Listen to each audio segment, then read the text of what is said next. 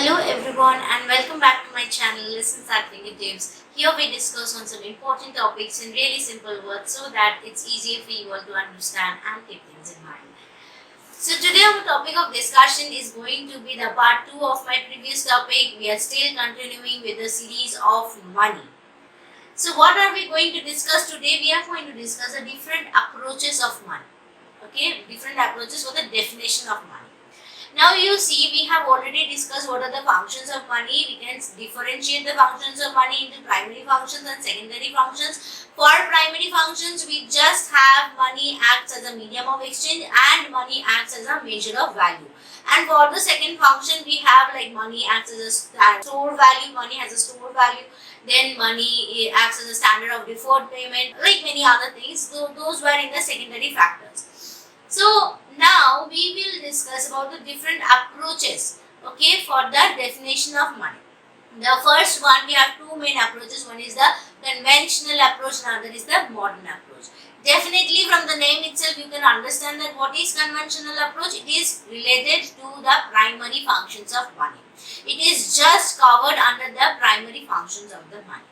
So the conventional approach is one of the oldest approach. You see here different approaches of money. One is the conventional approach, another is the modern approach. The conventional approach is what? It's the oldest approach while defining the concept of money. And what is it related to? It is associated with just the primary functions of money. What are the two primary functions of money? Medium of exchange and there was this measure of value. Yes, medium of exchange and measure of value. So these were the two main primary functions of money. So thus, as per this approach, we can say that any good that can be utilized as a medium of exchange or as a measure of value can be called as money. You see, earlier we have discussed while learning about the definition of money that money is anything that acts as a medium of exchange or for measure of value in exchange that you can just use in exchange of something, right? So definitely it acts as a measure of value also. But you see, as we have already discussed in my earlier video, that there were so many problems related to this. If you go as per the conventional approach, we can consider cattle, we can consider the cows, goats and anything. Like we will go back to the barter system. But we have already discussed what are the problems associated with the barter system, isn't it? So yes, this is the conventional approach. This was applicable many years back when there was this barter system, and the conventional approach is actually totally just the barter system that we have discussed. Now the same thing again continues, that what are the problems associated with barter system, and that's why we ended up coming up with a new defining approach that is called the modern approach. Now the modern approach is different, is divided into three different types. One is the Chicago approach, next is the Gurley Shaw approach, and the last one is the central bank approach. What is the Chicago approach? It was given by Milton Friedman. It was given by Milton Friedman and his associates in Chicago University. What did they consider? They extended the conventional approach and said that they included this checkable deposits, time deposits and currency deposit. What does this imply? Store of value. You see, we can save our money, we can keep the money as deposit. If it was a cow, it was a horse, then this year its value is something, next 5 years, after 5 years its value will be something else, isn't it? So how is it acting as a store of value? How are you even going to store them? The cow can die anytime, the horse can die anytime, the cattle can die anytime, anything can happen. The wheat, if you are thinking about the vegetable, those are the perishable items. You cannot utilize it, isn't it, in the form of medium of exchange after 5 to 10 years, isn't it? So what is happening as per the Chicago approach? It introduces the new secondary function of money. What is it? Store of value. Acts as a store of value. And how can we store it? By saving it, by keeping it as deposit. We can either keep it as currency deposit, we can keep it as time deposit, we can keep it as savings deposit, isn't it? So a checkable deposit. So these are actually included here. So this you see, they extended the conventional approach by including what are the things they included? Checkable demand deposits, time deposit and currency deposit. deposits, isn't it? Now the conventional, the theorists, the people who supported the conventional approach, they criticize this approach. Why?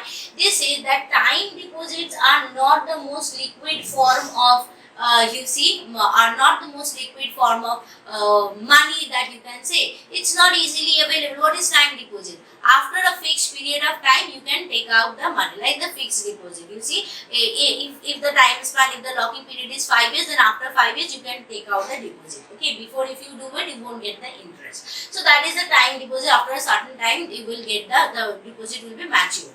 Now this what happened is that this deposit was not considered to be the most liquid form of currency, isn't it? Most liquid form of asset. So they criticized the Chicago approach on the basis of this.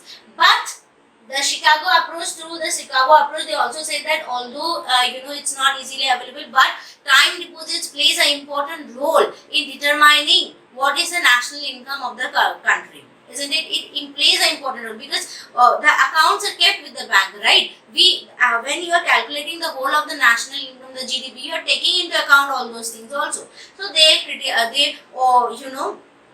cross the criticism like this. Next, we will go to the Grewal-Shaw approach. What is it? It includes the liabilities of the non-banking financial intermediaries in the definition of money, right? So this approach was given by John G. Grewal and Edward S. Shaw. They highlighted the substitution relationship among various factors. You see, there is a substitution relationship among various factors. What are the factors? Like currency, the demand deposits, the time deposit, the saving bank deposit.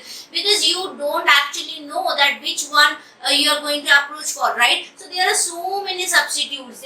So they included the liability of non-banking financial intermediaries in the definition of money, and this was the Grewal-Shaw approach. But one criticism is what of this approach, that you are indifferent. You actually don't know that which substitute to choose on the basis of what the calculations to be made, right? So that's a problem. And if you see all these, okay, so if you see here, all this acts as a source of store value. Money can be defined as the weighted sum of currency, demand deposits and other deposits. It can be time deposits, currency deposits and claims against the financial intermediaries. So it's quite the same as we have discussed here also in the about the deposits, the store value. So here also they tells the same thing, but they have included the concept of substitution or relationship among various various factors. So they have included this thing, and it is also what we can conclude, that therefore money can be defined as the weighted sum of currency, demand deposits and other deposits and claims against financial intermediaries. So money will act as a store of value. The last approach and the very important one is central bank approach. It actually gives a very broader view regarding what is money, right? Regarding the definition of money. What does it imply? First tell me, what is the function of central bank? Its function is to regulate and circulate the flow of money in the economy, isn't it? And to know this, to do this, they should know that what are the wealth or the money that is flowing in the economy, circulating in the economy, to control the money supply. These are the activities of central bank, isn't it? So for that they need to know how much money is circulating in the economy. Now what the central bank tells is that money is not only currency, time deposits or demand deposits or this kind of deposits, but anything that can be easily converted to money should be included in the money supply. Got it? Central bank का काम क्या है? They needs to know, they needs to regulate the money supply. So they needs to know what are the things that should be included in the money supply. And as per central bank, it gives a broader view of definition of money. It tells that anything, any asset that can be easily converted into money, for example, gold, silver, you see all the precious jewels, or you can even go for the bonds. You see the bonds and the securities, these can be easily converted into money. So they are to be also included in the money supply. So gives a broader view of the whole concept of money. As per this view, currency and all other assets that can be converted into money are included in money supply. So these were the three different approach of the modern approach itself. That is the Chicago approach, the Brule-Shah approach, and the central bank approach. So basically, we, as per the functions of money, the primary and secondary functions, we have two different ways of defining, two different approaches of defining the money, the concept of money. So I hope you have understood till here. Please do write in the comment section below if you have got any kind of questions. I will make sure I reply it to you. And do not forget to subscribe, share, and like my video. Till then, bye bye.